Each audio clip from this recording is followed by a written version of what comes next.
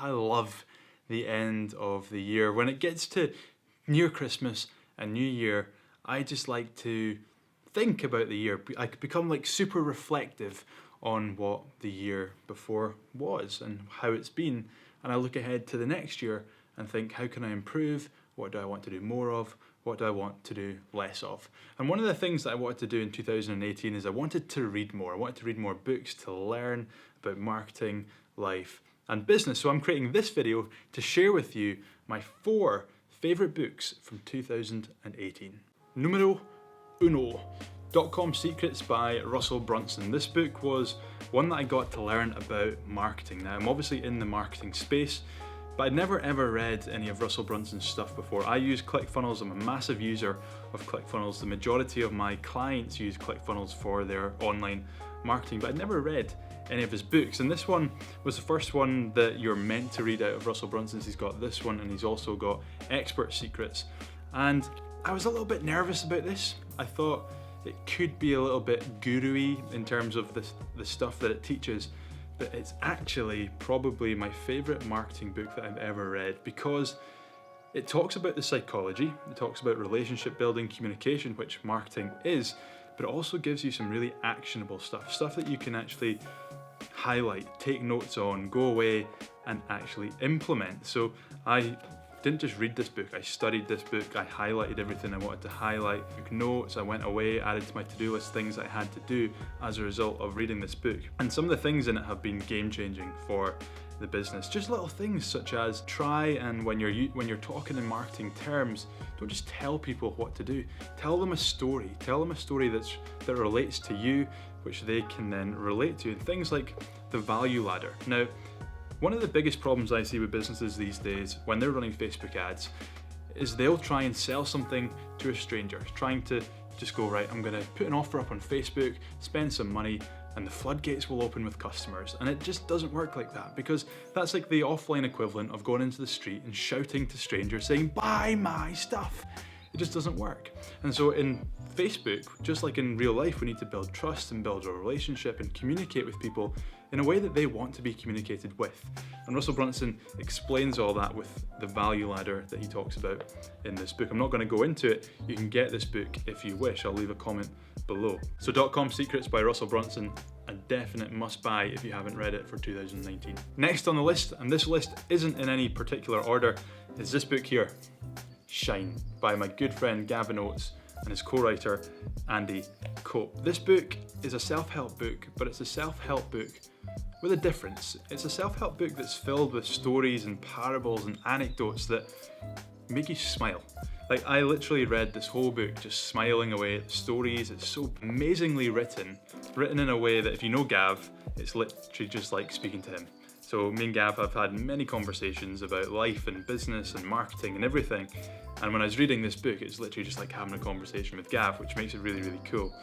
And there's some amazing stories in here. One of the main things that stood out for me was this idea of there's people in life that are just like Mary Poppins. People that just, when they enter the room, everyone smiles. The energy changes, the energy lifts. They just bring people up, they're happy, they're positive, they're optimistic.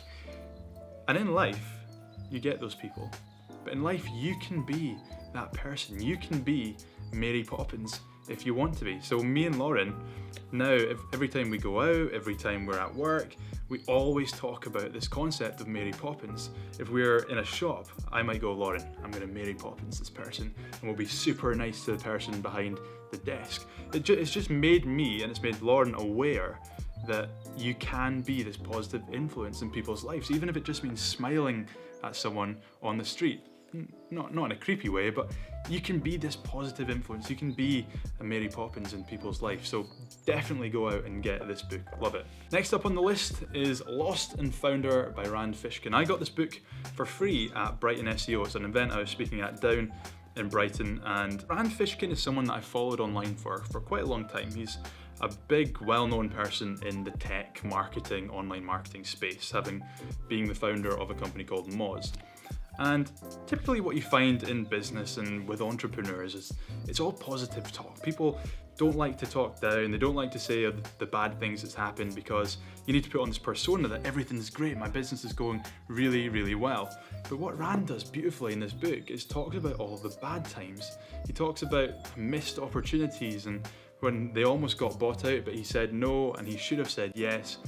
And it's just a really refreshing book to hear that from someone that's up here speaking and just really well known in the marketing space.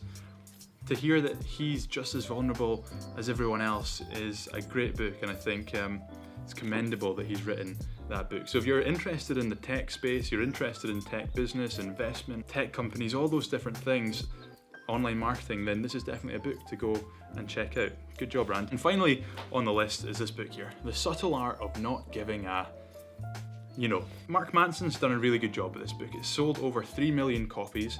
And it was a book that Lauren initially bought, and when she opened the book, literally was just like this. Yeah, Gav, what you saying? She read it basically from front to back in the space of like a few days. She loved it so much. So when she was saying that, I was like, okay, I gotta read this book. I like self-help books, and this one looks like an interesting one. It seemed to be like #1 in every single bookstore I'd been in. And I can see why, because it's a self-help book again, but it's written in a completely different way. It's not airy-fairy, it's not like, ooh.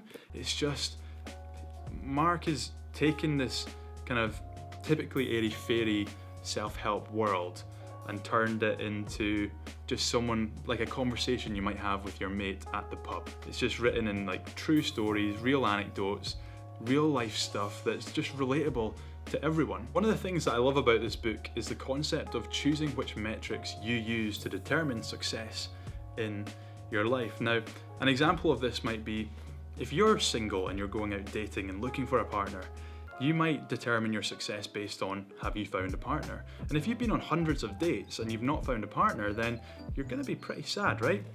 But if you're single and you're going out on lots of dates and you're basing your success, the metric that you're choosing to base success on is around just meeting new people. If you've met hundreds of new people, then you're successful and you're going to be happy at that result.